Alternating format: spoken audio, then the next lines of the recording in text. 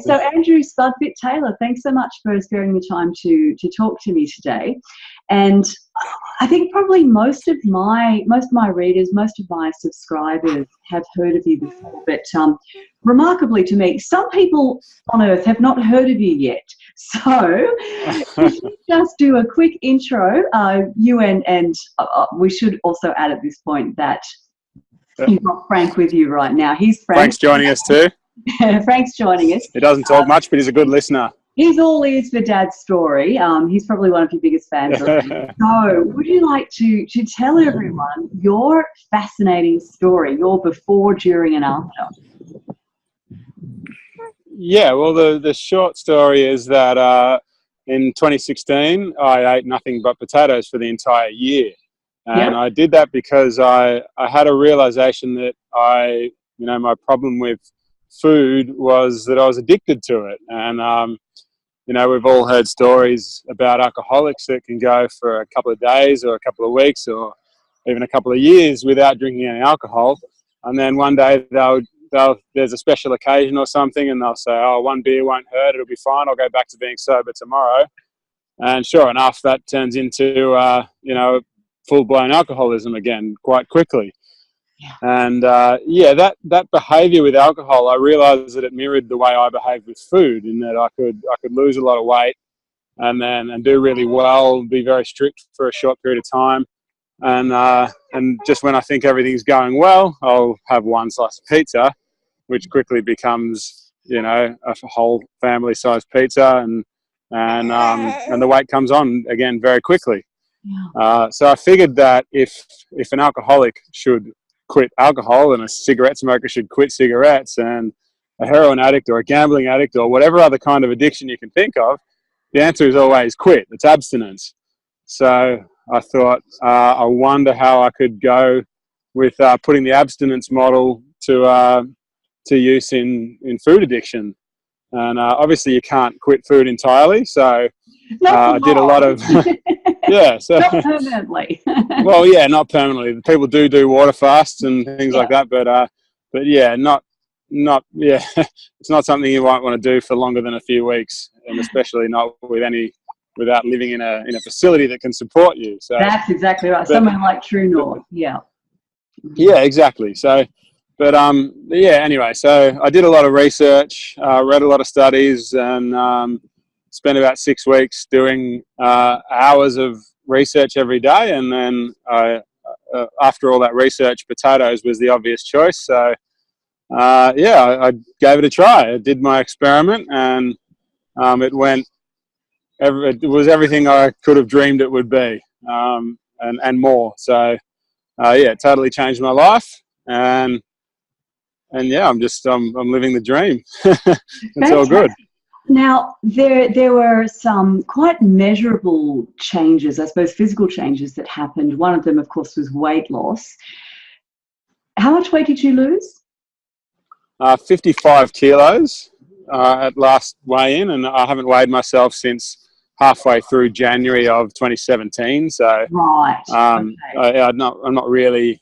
I was really just weighing myself because so many people were interested. It wasn't about weight loss. Yeah, that's quite interesting, because I know you also had some psychological health conditions too before you went on your diet. And to be honest, I mean, the weight loss is so impressive, and I guess because potatoes have such a bad rap, unfortunately, in our carbophobic times, people think the potatoes make you fat. So it's an interesting thing that you lost so much weight. But for me, the most interesting element of it was more the psychological transformation. So what were you struggling with before you did your 2016 all potato diet? Yeah, well, for a couple of years leading up to it, I had been suffering with clinical depression and anxiety, and my life was in a really bad place, and it was a struggle, and I didn't expect that this would do anything for my depression. I'd seen and spoken to a lot of different professionals, health professionals, and tried a lot of different things, and at that point in time, I was just resigned to the fact that I was going to be depressed and anxious forever. There was nothing I could do about it. What had you been told? What had you been told by the professionals that you saw about the nature of your depression and anxiety? Like, what was the story that was given to you about why you were depressed and anxious? Oh, just something was a chemical imbalance in my brain, and there's nothing I could do about it. I just needed to be on drugs forever, and you know, just get used to the fact that that's the way my life was going to be. So yeah, I didn't, for a long time I didn't accept that there must be something I could do. So I tried lots of different things, and yeah, it just, in the end, I just decided, well, yeah, that's just the way it's going to be. I better get used to it. Not that you ever really can get used to that, but, you know. It's so remarkable to me that story about biochemical imbalance is still trotted out. And you know, most people don't realise that not only is there no evidence for that, it's actually been specifically disproven. So it still blows me away to this day when I hear people say, my doctor or even my psychiatrist, who should know better, told me this story about biochemical imbalance. So it's completely untrue. Top research psychiatrists attest to that. But based on your experience now, what do you think now about the link between psychological conditions like depression and anxiety and, I suppose, physical health, diet, the food that we eat? Do you think there is a link, or what's been your experience of that? Yeah, absolutely. So my depression was significantly better within a couple of weeks. And I think it's absolutely related to food. Yeah, it's a huge relationship.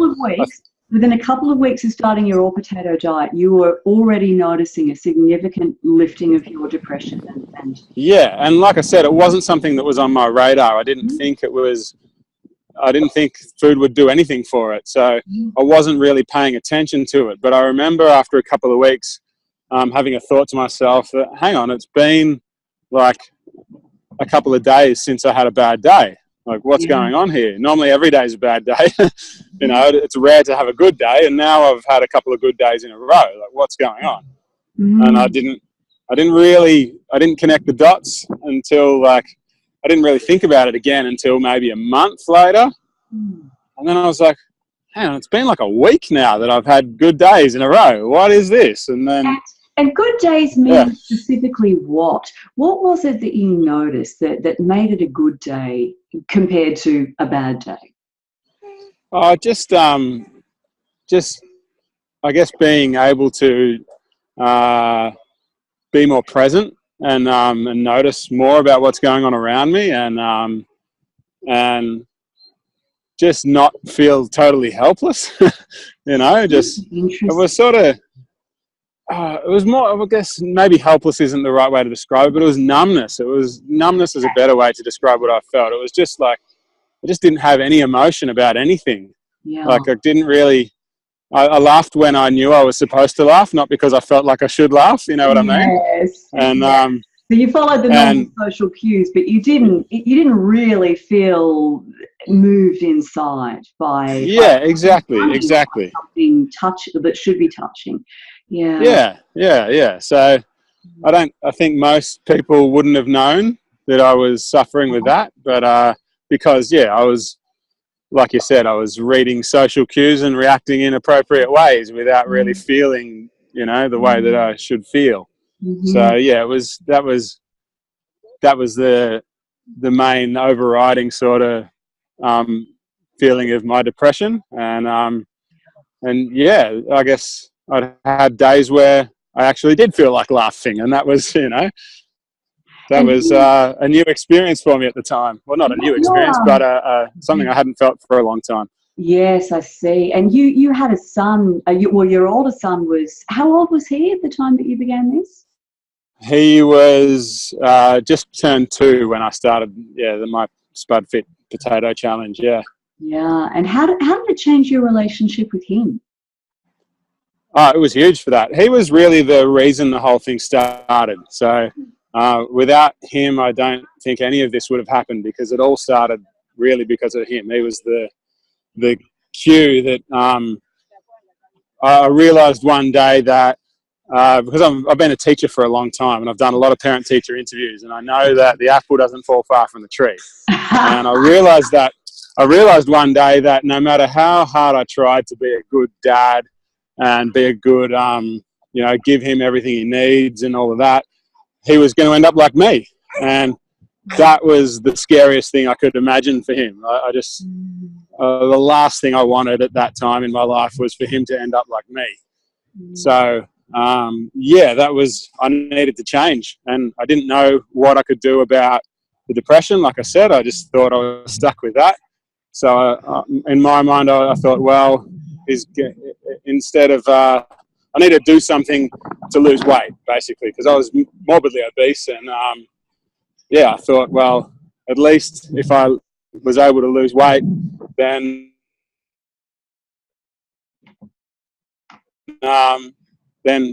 Teddy could grow up, and at least that was something. Yes. So really, just in other words, it was love for him that was the catalyst. It was that sense that I want to be a good dad. I want to be a good role model for my boy. And did you have any fears that you would get seriously sick, maybe have a heart attack and leave him without a dad? Did that ever cross your mind? Given that you were morbidly obese. Well, that was part of the fear as well. But the main thing was that I just wasn't proud of myself as a person, and I didn't want that for my boy. It was just, I couldn't think of anything worse at the time than for him to grow up and be like his dad. So I just thought I needed to do something to become someone that I would be happy for my boy to become, because that's ultimately what happens. Yes. So, well, that is a beautiful motivation. People often say that you shouldn't change for somebody else. You should only change for yourself. But I think you're a good example of where the love of somebody else can motivate you to change. It's not that you're changing because he asked you to. It's because you looked at yourself and you looked at him and you thought, well, what kind of dad do I want to be to him? And that was what motivated you to change. And my first attempt at changing was a massive failure. Even with that motivation, I did well for a month, lost some weight. I don't know how much, because I didn't weigh myself, because I was scared of the scales at that point. My reasons for not weighing myself are different these days. But I did really well for a month, and then had a binge and went. Just that month followed by the binge was what led to me realizing that I was a food addict. And then, so it all started with Teddy, and our relationship was always very good, and I've got no trouble saying I always did my best to be the best dad I could be. Even in the depths of depression, I did everything I could to be the best dad I could be. But the simple facts of the matter are that my best these days is a lot better than my best was. Yes. What a tremendous thing to be able to say too. I agree. Everyone's doing the best that they can do at any given moment. Given their thinking, given the thinking that looks real to them in that moment. But our best can definitely get better. That's for sure. Yeah, definitely. Let's talk about food addiction. I'm sure you're aware that there is some debate, some differences of opinion among professionals about whether food addiction actually exists, and how we define it. And it hasn't yet been included in the DSM-5, the Diagnostic and Statistical Manual. So it's not kind of officially recognised as a psychological condition. Mind you, I don't know that we should take the DSM that seriously, because in the first place, they actually defined homosexuality as a mental health. Really? They did. They did. Jeez. In other words, the way that we define mental health conditions has a lot to do with social mores. And it was increasingly recognised that homosexuality is not a health condition. It's not a disorder. They took that. Bloody hell, that's scary. Things in. So anyway, that aside, how do you define food addiction? What is it? Well, to me, it's if you continue eating food that you know is unhealthy and is doing you damage, and you keep eating it anyway, and you can't control it, then that is an addiction. If we compare it to other addictions, people that are addicted to cigarettes, they know that cigarettes are unhealthy and they know they should stop, but they keep doing it anyway. An alcoholic knows that they shouldn't be drinking beer. They know it's having a negative impact on their life and causing them health issues, but they keep doing it anyway. And, you know, you only have to walk down any main street past any cafe and you'll see an obese person eating deep fried chips or ice cream. And, you know, we can disagree on what the healthiest foods are. Lots of people disagree on what the healthiest foods are, but we can all agree that ice cream is junk. I think we all obese people know that. These obese people know that they're eating junk and they know it's bad for them and it's causing them damage, but they keep doing it anyway and they can't control it. And I don't see how that behavior is any different to the behavior of any other addiction. So that's it for me. It is a pretty good working definition of addiction, isn't it? You know that it's bad, you know to stop, and every time you try, you can't, or you succeed for a short period of time, and then you fail utterly and miserably. So I think all of these kind of definitions about, all these debates about the technical definition of it probably are not what the average person who's struggling with these issues is really thinking about. So what did you what did you learn about food addiction during that year eating only potatoes? What and in particular, I suppose, what was it that prompted you to just choose that one food? What was the benefit of only having one food for that year? Well, for me it was, if an alcoholic wants to quit alcohol, they've got one decision to make. That's every day. It's, do I drink or do I not? And hopefully they choose the not side. And that's it. It's that simple. With food addiction, you can choose to leave out any foods that are addictive and bad for you and just eat all of the healthy foods, which is also, that's probably a better way to do it. If you can do that and stick to it, then that's what I recommend you do. But go whole food, plant-based, and eat those kind of foods. But I've tried that a number of times and not been successful with it. So I wanted to get as close as possible to the abstinence model. And, you know, you can't get it to that simplicity where it's, do I eat food or do I not? But the next step is just to have a two-step decision process. So instead of just one decision, you got, do I eat or do I not? This is, do I want to eat? Yes is the answer, obviously. I'm going to eat potatoes. So, you know, there's only one extra layer of decision that's needed there. And so that's as close as you can get to the abstinence model, as far as I can tell it, with the decision-making process, at least. So that was the whole point of it. I just wanted to, I knew that the abstinence model was successful in lots of other addictions, and I wanted to put it to the test with food. Interesting. So for you, the key to success was to absolutely minimize the number of decisions that you made about food every day. Whole food, plant-based eating with, you know, fruits and grains and beans and vegetables and all of that sort of stuff. It's great. Like I said, I think it's the best way to eat. It's the healthiest way to eat. If you can make that work, then that's what you should do. It adds a whole lot of extra layers of decision that's required, and that's the way I eat now. But at that time, I wasn't capable of sorting through all those decisions that needed to be made for each and every meal. So that was why I decided to do this. I suppose you've heard of the whole concept of decision fatigue and this notion that we overnight. Yeah, definitely. Yeah. So overnight we recharge our batteries, so to speak. We wake up in the morning with a certain dose of willpower, and then we proceed to deplete it with every decision we make. And if there are a lot of decisions to make, there are a lot of decisions to make in life generally. If there are a lot of decisions to make around food, for the average person, probably by the time they get to lunchtime, they've already completely exhausted their stock of willpower for making good decisions. Yeah. And everything sort of heads south. And that describes me perfectly. Yeah, I was always really good at having a healthy breakfast, but by lunchtime it was all out the window. So I think a lot and it all, like, this decision fatigue was something. Sorry. Yeah, no, go ahead. This decision fatigue was something I had read about in other areas of life as well. I read about Albert Einstein wore the same suit every day. well, probably not the exact same suit. He probably had a few of the same suit so he could wash one and wear the others. Steve Jobs did the same thing. He was famous. He wore his jeans and runners and black skivvy every day. And yeah, that I liked that idea.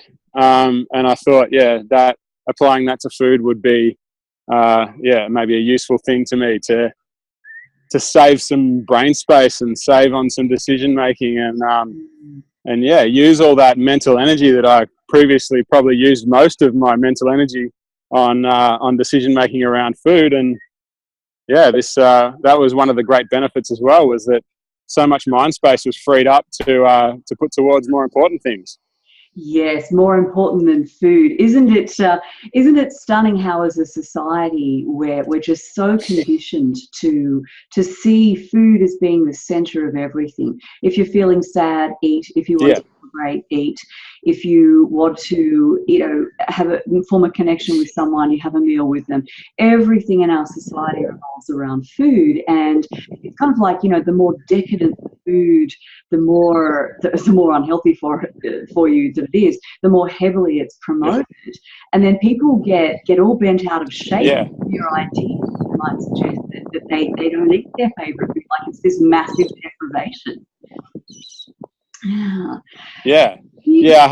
was criticised along those lines many times by experts in the media, saying that this is a bad idea because food should be one of life's great pleasures, and food is so great, and we should enjoy our food and all that. And the truth is that I actually agree. Like, food should be one of life's great pleasures. It should be something that we bond over, and it should do all of those things. But in the end, what if it doesn't do those things? What if food ends up causing more pain and suffering and misery than it does all of those good things that I would ideally like it to do? Then you're just going to keep on trying to head down that same road that's causing suffering and misery, or are you going to change it and accept that food? For me, food was not.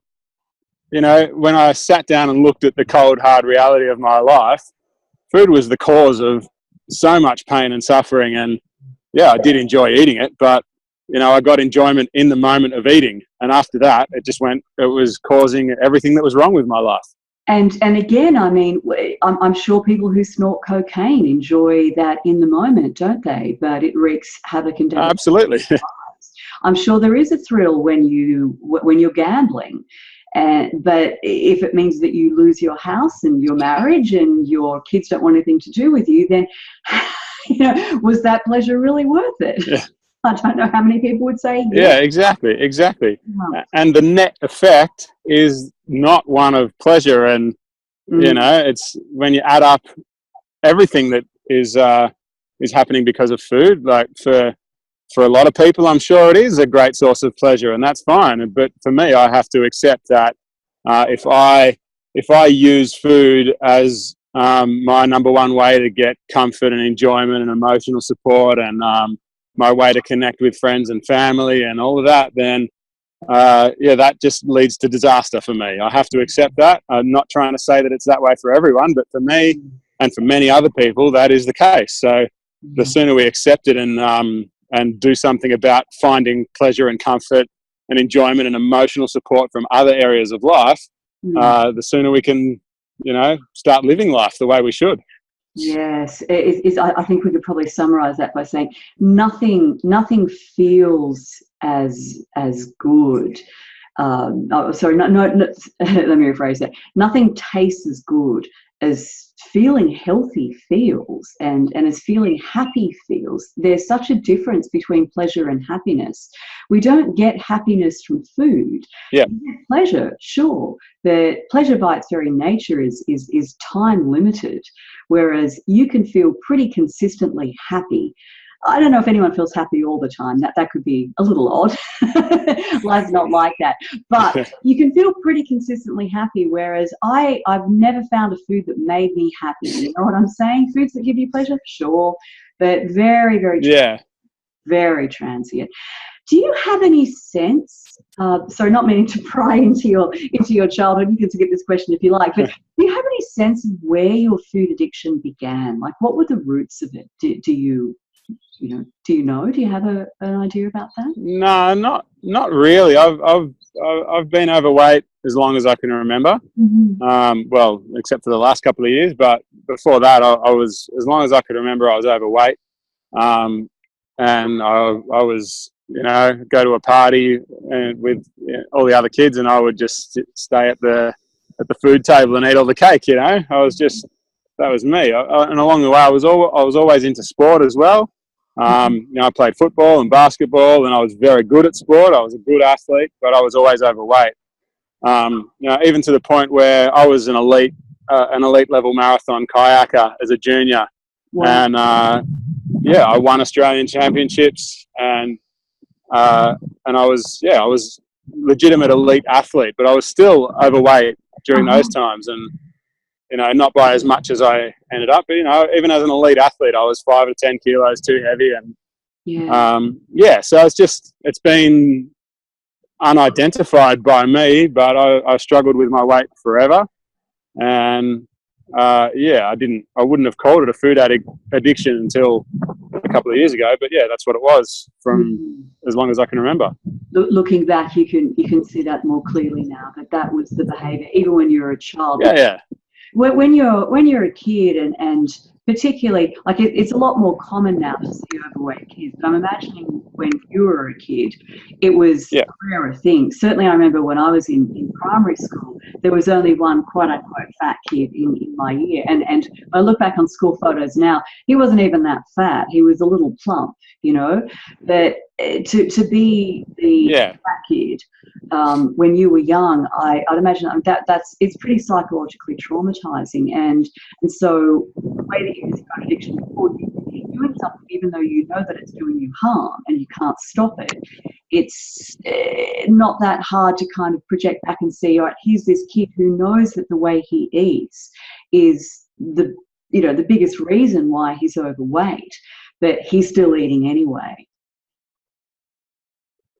Yeah, and I was probably fit that description of the kid that you mentioned in your primary school photos. I wasn't huge and fat, but I was plump. I was overweight, and I got bullied a lot, like all through school, from start of primary school to the end of high school. I was bullied a lot. I was lucky that I was big, and I'm 6'5" now. I was always the biggest kid in class, so in that way, I was lucky that I never had a trouble with physical bullying, but verbal, mental bullying is just as bad, and I had that all the way through, and it was just something that was there forever, and I still look in the mirror and I'm surprised that I'm not fat, and I'm still think of myself as a fat guy, and what's it like? What's it like to live in a healthy, slim, fit body when the whole of your life that wasn't you? I mean, I suppose it's hard to describe that experience, but it is weird. I feel good and happy, and it's really nice. I'm really appreciative of it, and everything's great. I've got no complaints about it, but it is weird to like, I don't recognize myself. I go to a shop and try on some pants that I've never fit in before, and I look in the mirror and go, what? What am I looking at there? This is where's the and it's exactly, so it's strange, and I don't know, I'm not sure that it'll ever change. I feel like I shouldn't say I feel like a fat. I don't feel like a fat guy anymore, but I often forget that I'm not, I guess, when I'm just out and about. Almost like your body image hasn't quite caught up to the reality yet. I imagine that the two will come together over time, though. So you mentioned I shouldn't. No, you go ahead. Yeah. Okay. No, maybe I'm making it sound like more dramatic than it is, I guess. Like, most of the time I'm just the guy that's just doing my thing. But yeah, every now and then I'm surprised by what I see in the mirror, or I'm surprised that certain clothes fit me, or things like that. It's not like a constant all day thinking, you know, wow, I feel so fat all the time. It's not that. It's just every now and then I'm surprised by. It's more like the double take, just catching the glimpse of yourself in a shop window and going, oh, that's me. Yeah. That's the kind of surprise that you want to get, though, isn't it? You mentioned before briefly that you had you did cop some criticism during your all potato year, and some of it was from journalists or commentators. Some of it was actually from dietitians, though. I remember there were a few exchanges between you and dietitians. So tell me what were the criticisms that were made of you for what you were doing from that angle. Yeah, it was in a way it was quite funny. I was amused by it. If I was the only person affected by the criticism, then I would have just thought it was funny and left it alone. But the thing that annoyed me about it was these people are media experts that the public are supposed to be able to look to get good advice. And, you know, they're on TV every day, or, you know, a couple of times a week for a lot of these people. And the public is looking to them for accurate, trustworthy advice. And that was the bit that annoyed me, that these people were saying stuff that was just untrue, and it was going, as far as I can see, it's only going to lead to people being less healthy rather than more healthy. So for that reason, I decided I needed to call these people out, and I made YouTube videos about them and wrote blog posts about them. The things that you saw on TV and the things that you saw me talking about, you know, triple that for the amount of dietitians that emailed me personally to tell me that I was doing bad things and whatever. It was strange. I thought there was criticisms.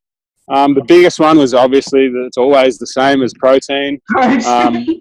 Which is that, you know, potatoes have funny, isn't it? And it wasn't just you're not going to get in. Yeah. Go ahead. And it wasn't just like criticism of you're not going to get enough protein. Most of them were saying that potatoes have literally no protein, zero protein. I'm like, come on, you can argue about whether. Yeah. Sorry? You go. I think we've got a bit of a delay. Yeah, you go. Oh.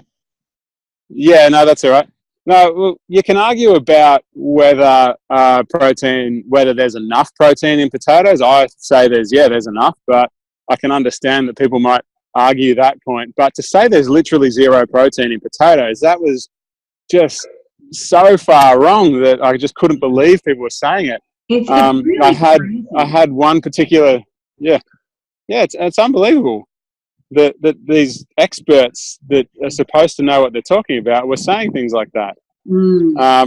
I had one expert say that she was worried that I'd get bowel cancer from a lack of fibre. I'm like, what? Potatoes got plenty of fibre. I had people saying that I was going to get an iron deficiency or a vitamin C deficiency from that, and it's like, iron and vitamin C are what potatoes are best for. You know, they're great. My iron levels, the iron levels that I was getting in my diet were like 400% of my daily requirements, and vitamin C was the same. And these experts are saying that was a worry. It was just mind blowing for me. So I couldn't not go to battle about that. Yeah.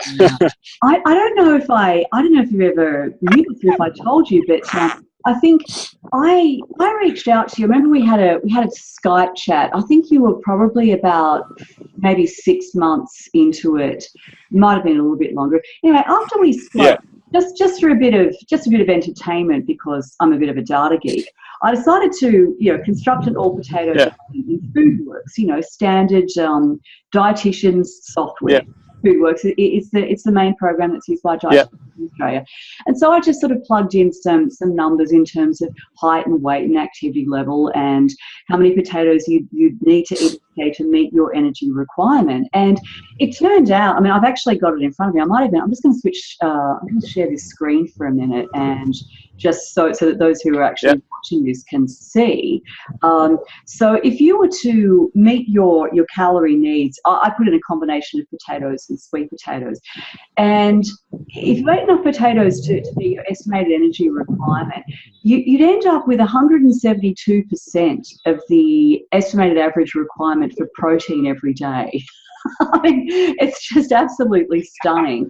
Yeah. And, you know, there are some nutrients that you fall short of by Australian guidelines, and you know, we could have a discussion about how valid they are, because there's a big difference, for example, between the amount of calcium that's recommended to Australians each day versus what the British government recommends to its citizens. So I think if you use British figures, you'd actually knock it out of the park for calcium. You know, iron, zinc, all of these nutrients are really amply supplied by a diet that provides enough calories from potatoes.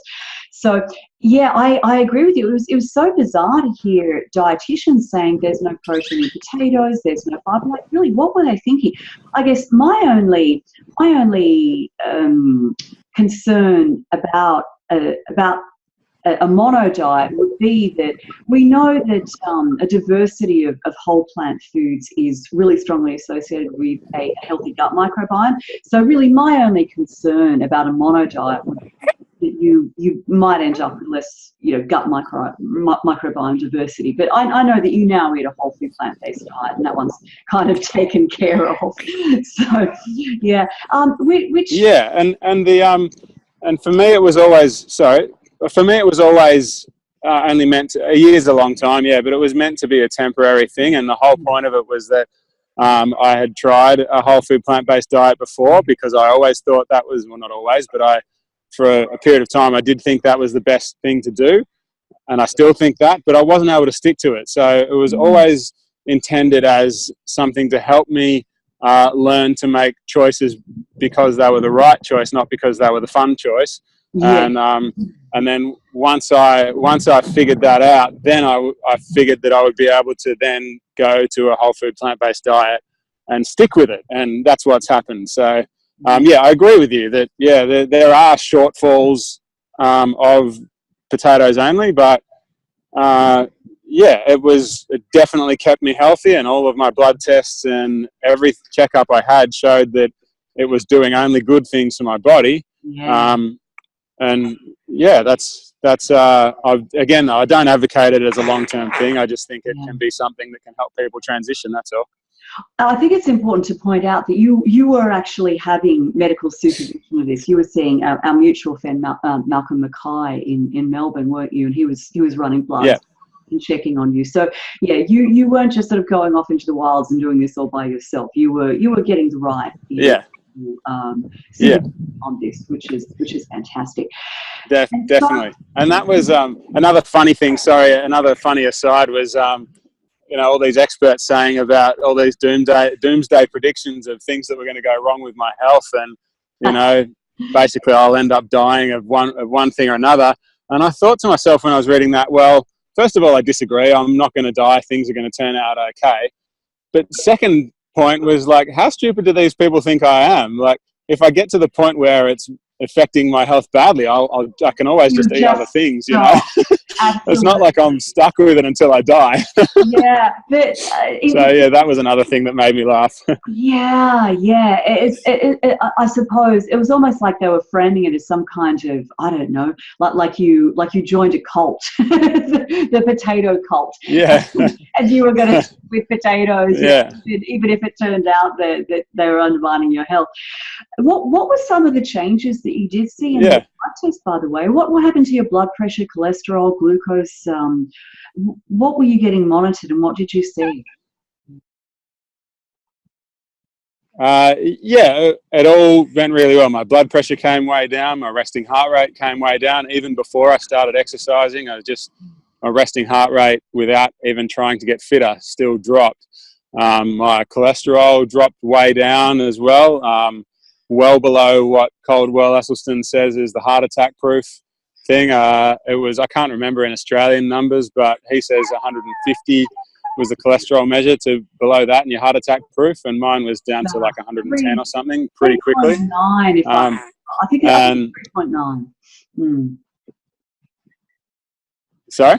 I think it's 3.9. I'd have to run the numbers again, but yeah, what 150 in the American measure is 3.9. That sounds about right, and I think mine was 2.3 or something like that. Wow. And super. Yeah. And I think and my blood sugars were amazing. Yeah, I love both of those points, because the sort of the high fat, low carb crowd will tell you that potatoes are pure sugar, right? That they act like sugar in your bloodstream. Yeah. They're going to make you insulin resistant, and they're going to make you diabetic, and you'll see your blood sugar level go sky high. And I love that your results were the polar opposite of that. You dropped your lipids, you dropped your glucose that pretty dramatically. So it's very cool to have the actual the printouts. Yeah.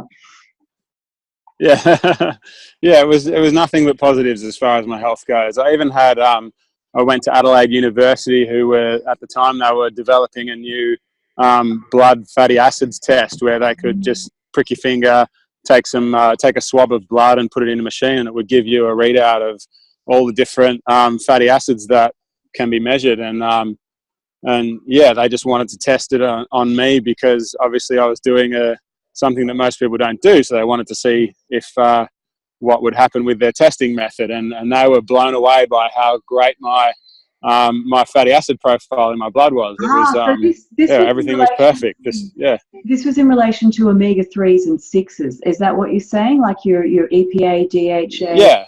All of those. Yeah, all of that. Yeah. It was all just perfect, and they were really surprised by it. But it was good.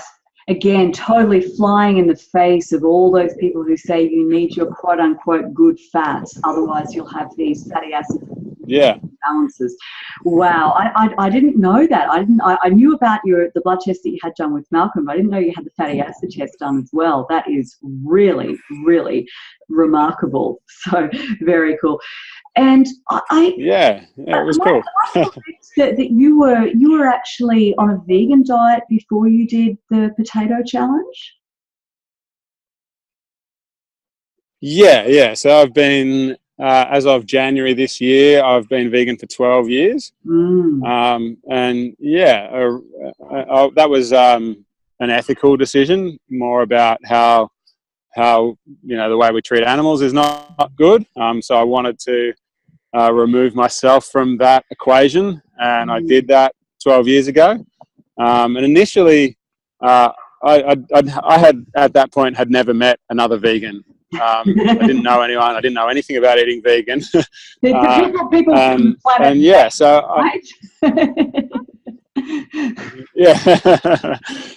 So my first few months of being vegan was just eating fruits and vegetables, because I didn't know what else you could eat. And I lost weight and got healthy, and I thought, oh, this vegan diet's great. This is awesome. And not only am I helping the animals, but I'm losing weight and getting healthy, and everything's great. And then gradually, as we went along, I discovered all the vegan junk foods, and I was like, oh, it's vegan, great, I'm going to eat it. And I didn't know that. I just thought, vegan means, like, after what had happened in my initial transition to veganism, that made me think, vegan is healthy, so I'll just eat everything that's vegan. And of course it didn't work out well for me. Yes, it's interesting how insidious that process is, though. I mean, going just from a really healthy diet of fruit and veg, and then, oh, look at these vegan donuts, well, they're vegan, so they must be good for me. Look at these vegan sausages, well, no meat, they're okay. And I feel very torn about this issue. On the one hand, the proliferation of vegan food products is lowering the barriers for people to become vegan, for the sake of the animals and the planet, which is so important, because we're frankly just not going to have an inhabitable planet if people don't stop eating so many animal products and switch to a plant-based diet. But as a health practitioner, I mean, I see a lot of vegans who are doing an awfully good job of avoiding animal products, but they're doing a terrible job of actually eating right for their health. So what would you summarize as the difference in a vegan diet and a whole food plant-based diet that you now follow? What are the differentiators between them? Yeah, well, first of all, I agree with everything you said. I think it's really good that vegan junk food is available. I think that's a good thing, because it means that people don't have to hurt the environment or the animals as much to be able to have the same food. So that's a good thing. But having said that, you know, I would argue that vegan ice cream is healthier than non-vegan ice cream, but that doesn't make it healthy. That makes it, it's still junk. It's just not as bad. But yeah, you know, it's the lesser of two evils is still evil. Yeah, we could argue whether being shot is worse than being stabbed, but I think everyone would agree they don't want either. Yeah.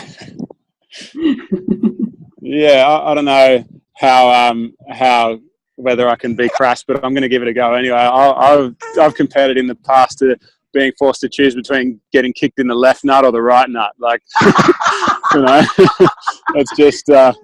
Which of the fellas are you going to throw under the bus? No, yeah. Neither, thank you. That's it.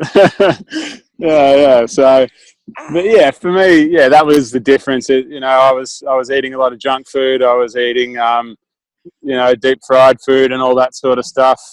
Everything that typifies a bad standard diet, I was just doing the same thing, but the vegan versions. And yeah, these days, like I said, I eat whole food, plant-based. I eat still the majority of my diet is potatoes. I really, they've done so good for me that I keep going with that. But I also have beans and grains and fruits and vegetables. Clearly you did not get sick of potatoes then. A year of eating only potatoes didn't make you well, go, I never want to eat a potato again.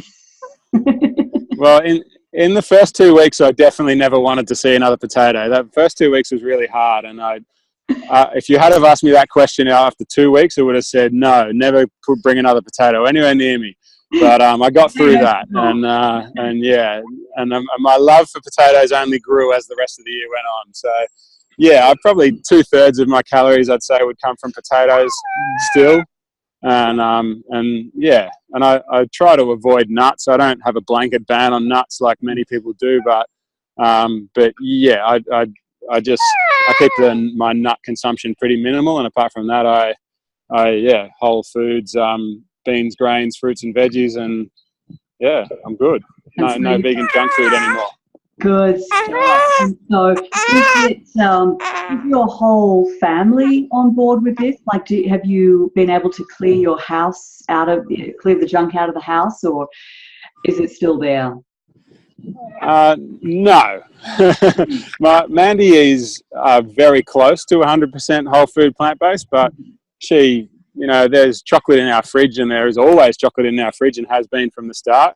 But, you know, she's one of these strange alien types of people that can have one tiny square of chocolate and then not touch it for a week, you know. She's a bit weird like that. So, yeah, so I'm not going to, I'm not, that's, and in all honesty, I think if you can do that, if you can have one tiny square of chocolate a week, that's fine. I don't think that's going to do anything bad for your health. But if you can't do that, then you need to be a bit more like me and just don't touch it at all. So, yes. Yeah, in the beginning it was hard having the chocolate there, but when I changed my mindset around that a bit, and instead of like looking at that and being annoyed and angry that I couldn't have it, every time I saw some food in the fridge or in the pantry that I shouldn't eat, I learned to switch my way of thinking to look at that as an opportunity to practice.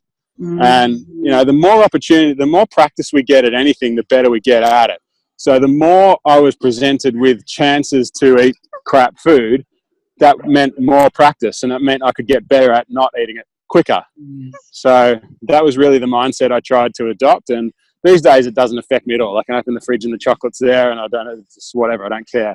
But yeah, when I started, it was an opportunity. Every time I walk past a cake shop, that's an opportunity for me to practice my mindfulness and dealing with cravings and all those sorts of things. So that's a very powerful thing that you just said. I really just want to camp out here for a minute and discuss this, because I think the biggest problem with human beings is that we don't recognize the nature of our thinking. We're blind to what thought is. There's sort of, I'm paraphrasing this slightly because I've forgotten the exact words of the original quote, but the welder turned philosopher, Sid Banks, said we live in the emotions that are generated by our thought in the moment. But the problem is that we believe that we believe that our thoughts, which are really just made up, are actually true. So if you're looking at the chocolate and you're thinking, this is a terrible thing, I'm not allowed to eat, Mandy can have it, why does she keep bringing it home? She knows that I have trouble with this. I'm so deprived, this is terrible. The emotional experience you're going to have from that is going to be pretty darn awful. You're going to feel deprived, you might feel irritated with your wife, you're generally going to feel awful. Whereas the mindset shift that you made is saying, a chance to examine my own thinking about this, a chance to look at my thoughts and, I suppose, connect with the emotional experience that I have when I think in various different ways. That's completely transformative. Oh, I've lost you. Yeah. Well, that was a big learning process for me as well. And at the time, I approached it more from a practical point of view rather than philosophical. But that sort of came later. But yeah, I've been a PE teacher for a long time, and I just started thinking, if you want to get better at push-ups, you have to practice doing push-ups. If you want to get better at kicking a football, you have to kick a football. Like there's no better way to improve your running than going running. And I figured, well, if I want to get better at beating cravings, then I have to put myself in situations where I have to beat cravings more often. And that was as simple as that. And I started thinking about it in a more philosophical way as I went along, but it just, in the beginning, it just made sense that, whatever situation you want to get better at dealing with, you need to put yourself in that situation more often. In a sense, the insight followed the action. You just flex that muscle. Yeah. And the other thing that I pick up from that exactly, is that you weren't afraid. You didn't face that craving situation with fear. Or I don't know, am I reading too much into it? In other words, it sounds like you embrace it as a challenge rather than saying, oh no, I'm afraid I'm going to crumble when I'm put in this situation of temptation.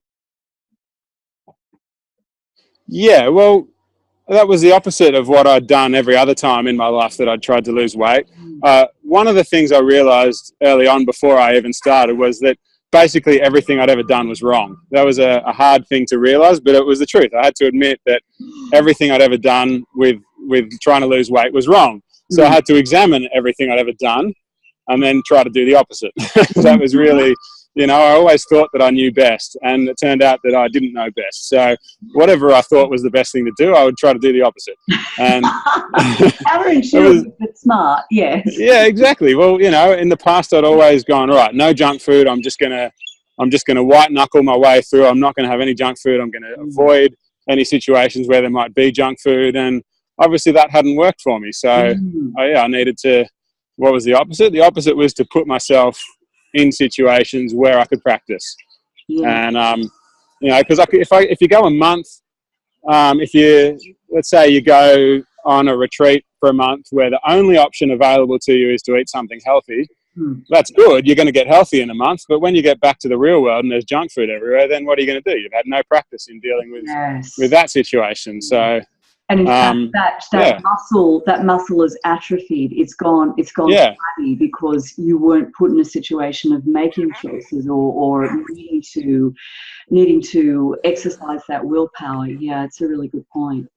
And so these are the kinds of insights that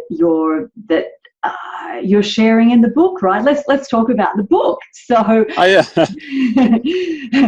I knew we had to get there eventually. It's just there are so many other elements of your story. I've heard you interviewed so many times in podcasts and various other places, and there were just so many other questions that I still wanted to get answered because I'm a bit nosy and I like to know all this. That's all right. Well, I've got as long as you want. Yeah. But the book. So tell me, what were the origins of the book? When did you first start thinking about it, and how did it all come together?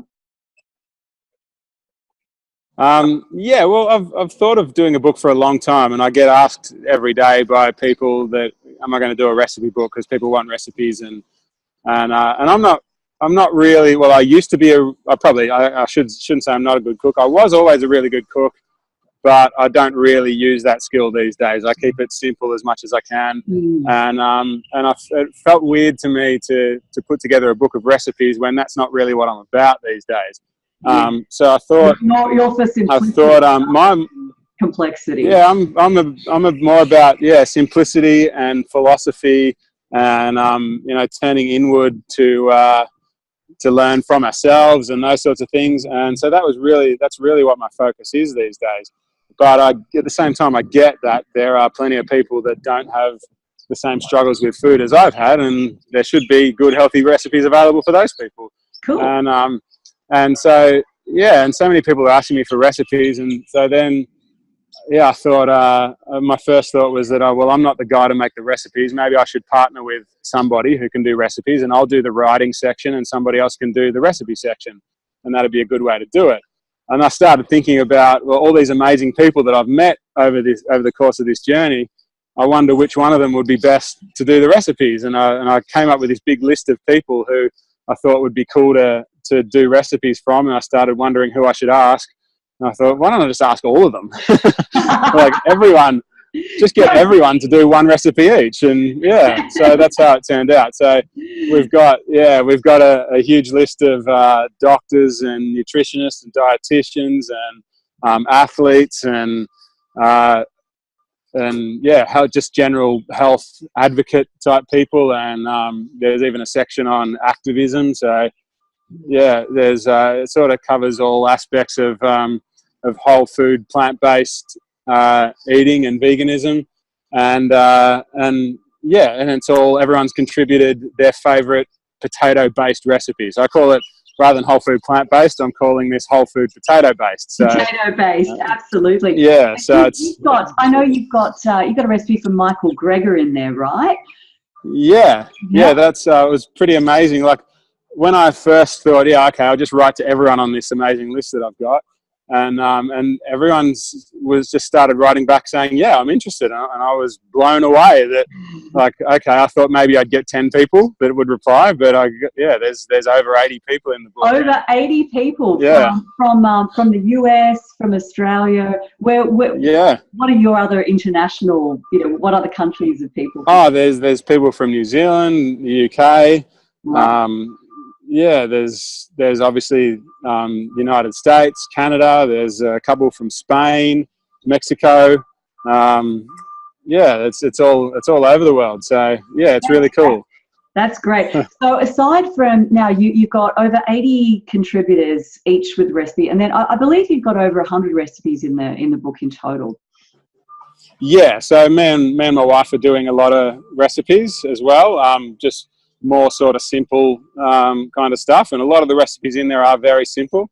It's been really interesting actually to see the recipes that are coming back. Some of them are really require a bit of extra effort and a bit of extra skill, and a lot of them like Dr. Garth Davis, for example, is a very, very simple recipe, and he eats his recipe pretty much every day, and anyone could put it together in a couple of minutes. And it's got something for everyone. It's got something for the busy mum who picks the kids up, from after school care after she's put in a hard day at work, and then gets home at maybe 6 o'clock and says, oh heck, what are we going to make for dinner? There's something in there for her. And then there's something in there for the person who wants to make a special potato feast on the weekend and has a bit more time up their sleeve. I know mine. I decided I was going to do sweet potato brownies for this, which actually isn't something that I make a whole lot. I don't do a lot of dessert. But I thought, oh, what the heck, just to really show off the versatility of the Spud. But I know you've got main courses, you've got snacks, you've got desserts. It's really a pretty interesting showcase of the wonders of the humble Spud. So that's cool.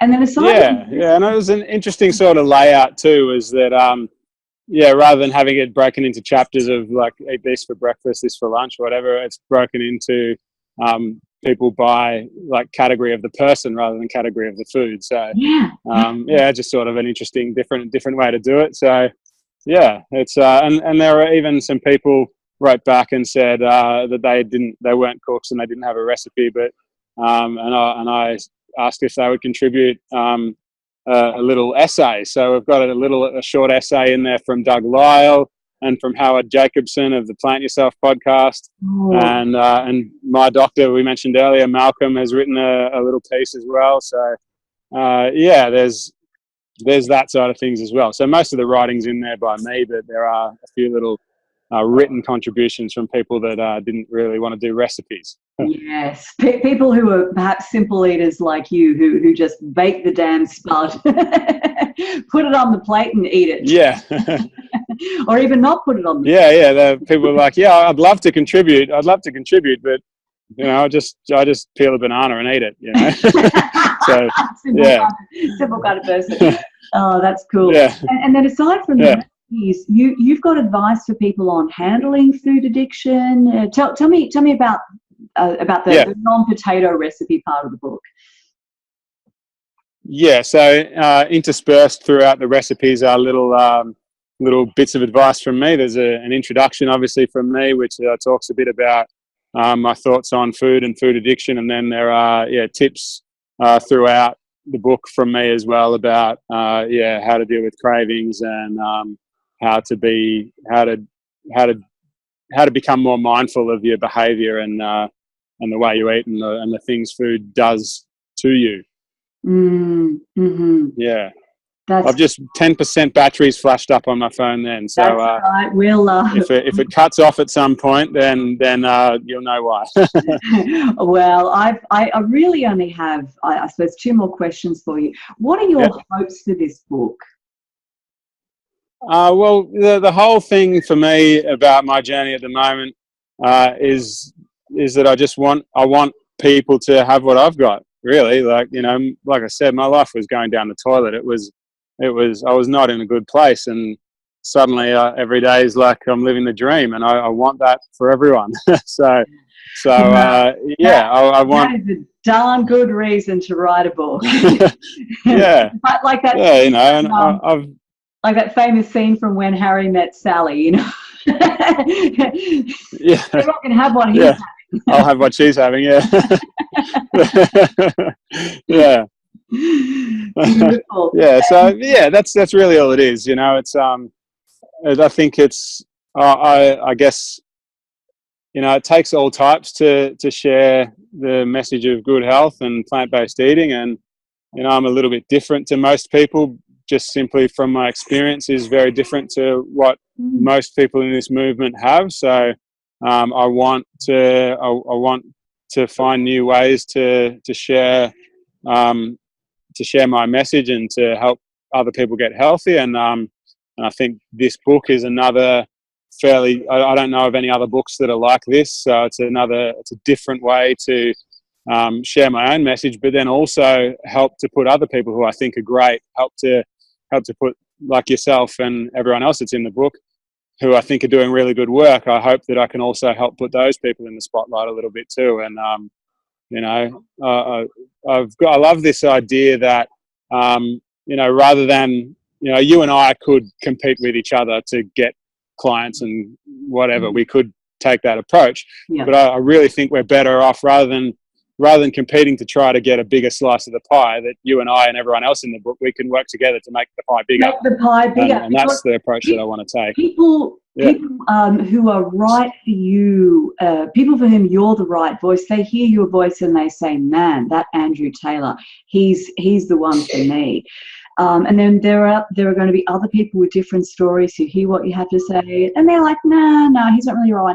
Fine, the more of us there are with our own on things and our own approach, the more different voices we have out there in this movement, the more likelihood there is that person out there, whatever issue they're struggling with, is going to find the right help that they need to turn their life around in the same way that you have. So I love this concept. It's beautiful. The book itself is just so gorgeous looking. And I'm going to have a link to the book you know, below where I post this video. But where can people find out more about you? If someone's been listening or watching this and thinking, oh, I really, you know, I want to follow Andrew, I want to find out what he's up to, what's the best place where people can connect with you? Yeah, well, this book isn't the only thing I do. I've got an online education program, which is all about all the things we've talked about, helping people to come to terms with the way they eat and relate to food. And that can be found at spudfit.com. So yeah, anyone can just go there, and you know, feel free to send me an email or sign up for the newsletter or whatever you want to do there. Yeah, that's.